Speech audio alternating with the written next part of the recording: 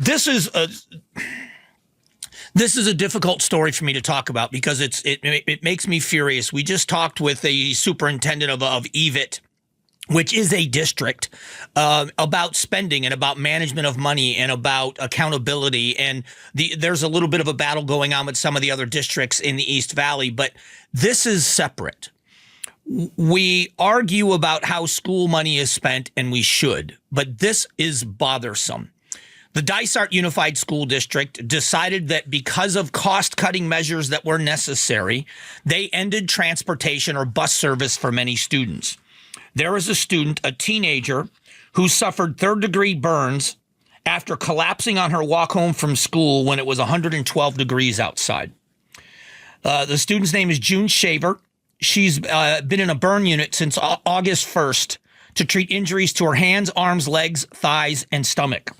The 17-year-old was walking home from Dysart High School when she was overcome by heat and fell to the ground. The Dysart School District ended bus service because they needed to save somewhere in the neighborhood of $500,000. They then later on in the school year spent almost the exact same amount of money on a 3-day trip for staff members to go to Vegas for a conference. Now, I'm not accusing them of going to party. They may have gone to a conference. They may have all done nothing in Vegas of any fun except attend a conference to be better at their jobs. I can give them every benefit of the doubt. How does anybody argue with the misprioritization of that money? We have mechanisms in place. We have cooling stations, and we have all of these mechanisms for people that are on the streets. You've got a high school student overcome with heat walking home because there isn't bus service. This made me so angry. Yeah. I was so sad. Also, yeah, so many emotions. Over 112 degrees, a young girl, and this is, again, more evidence if you're someone that hikes here in Arizona, how quickly even a young, healthy person can be overcome by heat, but completely avoidable. Am I wrong? No, you're not. She fell on the hot asphalt and was laying there for who knows how long. And she's been in a burn unit since August 1st. That's unacceptable. That's sad. Why are we not providing for our kids? And so this is the accountability that people should be talking about. Listen, I don't want to get into the politics of all this with ESAs and everything else. Yes, there should be accountability across the board.